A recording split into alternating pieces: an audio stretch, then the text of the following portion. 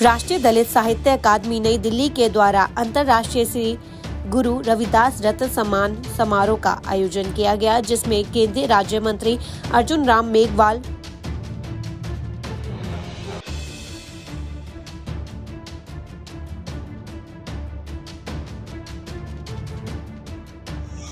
राष्ट्रीय दलित साहित्य अकादमी द्वारा आयोजित ये कार्यक्रम और इस कार्यक्रम में उपस्थित हमारे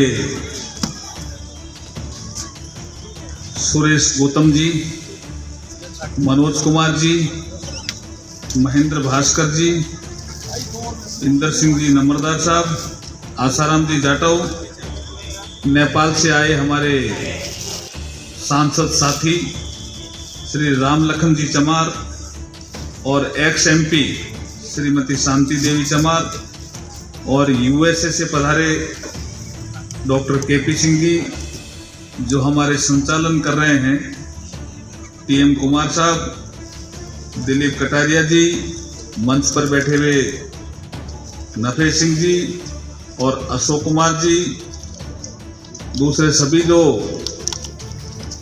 कलाकार जिन्होंने संत रविदास जी के वाणी के माध्यम से हम सबको प्रकाशित किया, प्रभावित भी किया। और मैं समझ रहा हूँ तो बच्चों ने जो सबसे पहले गाया वो थोड़ा बहुत अलग ढंग का प्रभावित करने वाला था। पंजाबी में भी उसका एक रूप नजर आया। लेकिन मैं एक कथा जो योगानंद जी करके, जैसे हमारे केपी सिंह जी आए हैं, ये यूएसए में रहते हैं, योगानंद जी संत हुए हैं, भारत के थे, एक योगी कथा मत करके लिखी हुई, आज सुबह ही मैं उनको पढ़ रहा था। तो एक उन कथा का जिक्र आता है जो इन्होंने किरण ने या इन्होंने जिसने भी बताई कि वो पैदा होने वाले थे, कोई दाई भी नहीं आने वाली थी, और वो जो आई अंधी दाई, उनकी भी आंखें आ गई। ये एक विषय ऐसा है जिसको अपने को समझना पड़ता है कि हमारा जो ये भौतिक शरीर है ये दिखता है, इसके अंदर एक सूक्ष्म शरीर और है जिसको हम एस्ट्रल बॉडी बोलते हैं। स्पिरिचुअल साइंस में इसमें जो आदमी आगे बढ़ा होता है वो इस बात को जानता है। योगानंद जी इसमें जुड़े हुए थे।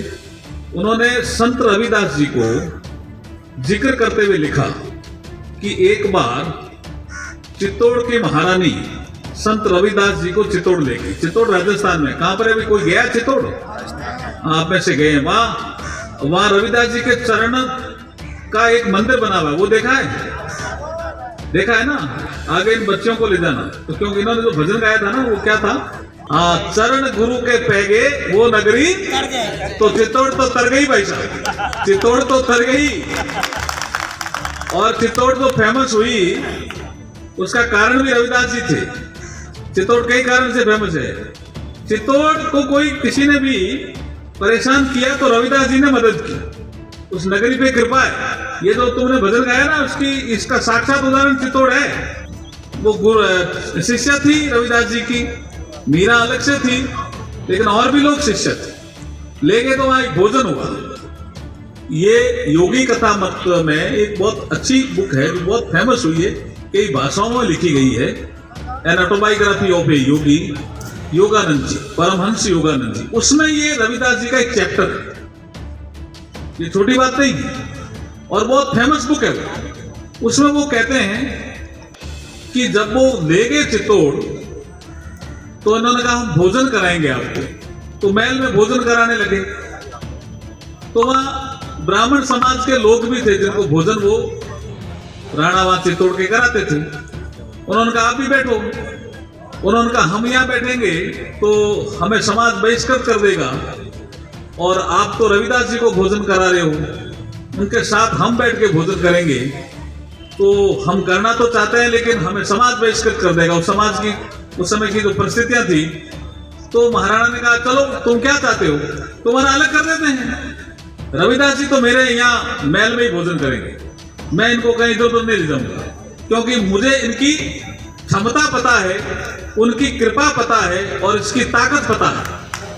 तो वो जैसे ही वहां भोजन करने लगे दूसरे किसी हॉल में ब्राह्मण लोग भोजन कर लेंगे, करने वो सब अलग अलग जिम रहे थे, ठीक है ना। अब क्या हुआ, एक चमत्कार, इसको हम कहते हैं सूक्ष्म जगत से किया हुआ चमत्कार। वो रविदास जी महाराज को इसका पूरा ज्ञान था। वो इस भौतिक शरीर से भी काम करते थे और इस सूक्ष्म शरीर से भी काम करते थे। तो जैसे वो भोजन करने लगे, सारे ब्राह्मण वर्ग के लोग, हर थाली के सामने रविदास जी बैठे थे। जो बोले सो निर्भय, और वहां वो बोलना पड़ा उनको, सभी ब्राह्मण समाज के लोगों को, कि ये तो ऐसा चमत्कार तो कोई नहीं कर सकता है, तो ईश्वरीय अंश है। तो महाराणा ने कहा, मां के राजा ने, कि भाई मैं पहले ही कह रहा था, मैं ऐसे थोड़ी महल में रख रहा था इनको, हम ऐसे ही थोड़ी शिष्य हो गए थे इनके, हम बनारस से इनको ऐसे ही थोड़ी लाए थे, आप तो मान ही नहीं रहे थे। तो उनको इस तरह का चमत्कार दिखाना पड़ा रविदास जी को, और उसके बाद वो कई महीनों तक रहे। और आज भी चित्तौड़ में जो मंदिर है वो रविदास जी के चरणों का ही मंदिर है, वहां बना हुआ, कभी जाकर के देखना। इतनी बड़ी ताकत, इतनी बड़ी विरासत हमारी, कि जिसको हम स्पिरिचुअल साइंस बोलते हैं। ठीक है, पाखंड आने के कारण किसी ने कहा ऐसा हो नहीं सकता, ऐसा संभव नहीं है, लेकिन रविदास जी ने तो करके दिखाया। मन चंगा तो कटौती में गंगा, करके दिखाया जी, प्रैक्टिकल करके दिखाया है। ऐसे गुरु रविदास जी की आज जयंती पे आने का मुझे अवसर दिया सुरेश जी ने। मैं आपको ये बताना चाहता हूं कि ये छोटा नाम नहीं है जी। मैं तो पंजाब भी जाता हूं, संत रविदास जी का बड़ा नाम है। मैं साउथ में भी जाता हूं, संत रविदास जी का बड़ा नाम है। साउथ में, नीचे साउथ तक नाम है संत रविदास जी का। आंध्रा, तेलंगाना, तमिलनाडु, वहां भी नाम है।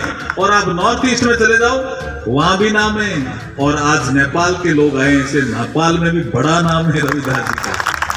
मैं तो एक बार यूरोप में गया तो मैंने देखा लंदन में भी रविदास जी का नाम है, और कनाडा गया तो कनाडा में भी रविदास जी का नाम है। तो रविदास जी अंतर्राष्ट्रीय संत हैं इस समय, हमारे समाज के लिए, हमारे लिए गौरव की बात है।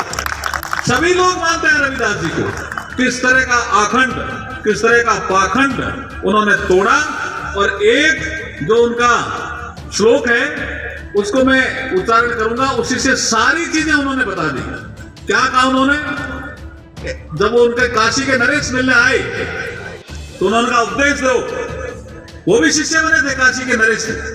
तब क्या उपदेश दिया? इसी एक ही श्लोक में सब कुछ बता दिया उन्होंने। क्या? ऐसा चाहूं राज में। ये काशी नरेश को कह रहे रविदास जी को, अगर आप राज करना चाहते हो तो ऐसा राज करो। बोला क्या? ऐसा चाहूं राज में जहां मिले सबन को अंत, धन धाने की कमी नहीं रहनी चाहिए, ऐसा राज में होना चाहिए। ऐसा कुछ कर सकते हो? फिर आगे कहा छोट बड़ो सब सम बसे, कोई छोटा और कोई बड़ा नहीं होना चाहिए। ऐसा क्या राजा आप कर सकते हो? तो उन्होंने हाँ भरी के मैं कर सकता हूं। छोट बड़ो सब सम बसे, रविदास रहे प्रसन्न। तब आप ऐसा करोगे तभी रविदास प्रसन्न रह सकते हैं, नहीं तो प्रसन्न नहीं रह सकते हैं। इसमें हैप्पीनेस इंडेक्स जिसकी अपन बात करते हैं, आदमी काम क्यों करता है, आदमी क्यों कमाता है? हैप्पीनेस के लिए, प्रसन्नता के लिए। शादी क्यों करता है? प्रसन्नता के लिए। ये प्रसन्न रहने की जो बात, हैप्पीनेस इंडेक्स की बात यूएन अब कर रहा है, रविदास जी ने उस समय करी थी हैप्पीनेस इंडेक्स की बात। सतगुरु रविदास शक्ति, सतगुरु रविदास शक्ति। ये अन्न की बात कि अन्न होने से कितना आदमी समाज में ताकत आती है, ये उस समय भी इतनी महत्वपूर्ण थी, आज भी महत्वपूर्ण है। तब उन्होंने कहा ऐसा चाहूं राज में जहां मिले सबन को अन्न, कोई भूखा नहीं रहे। जो हंगर इंडेक्स की अपन बात करते हैं, कुछ लोग भूखे हैं, कुछ लोग ज्यादा खा रहे हैं, उस समय उन्होंने कहा सबको अन्न मिले, ऐसा राज होना चाहिए। समानता का भाव आपके रविदास जी ने एक ही श्लोक में दे दिया काशी नरेश को। और छोट बड़ो सब सब बसे, किसी को छोटा और बड़ा मत मानो राजा। और आपके तो मैं कैसे प्रसन्न रहूं? मैं तब प्रसन्न हो जाऊंगा तुम ऐसा करके दिखाओ। ऐसे रविदास जी जिन्होंने राज कैसे किया जाता है इसकी जानकारी भी उस समय काशी नरेश को दी। और जब बाबा साहब संविधान बना रहे थे तो स्वतंत्रता, समानता, भाईचारे का जो संदेश बाबा साहब ने संविधान में दिया वो संत रविदास से ही लिया, उनकी वाणियों से ही लिया। ऐसे संत के कार्यक्रम में आकर के मुझे बहुत अच्छा लगा। नहीं, स्वर्गीय रामविलास पासवान जी, जटिया जी भी आगे होंगे, जटिया जी, ये सबका सहयोग इनका रहा। और उस समय जब बजट की बात आई कि बजट कैसे मिलेगा, तो मैं खुद प्रधानमंत्री जी के पास गया था और मुझे अच्छी तरह से ध्यान है कितना बजट चाहिए।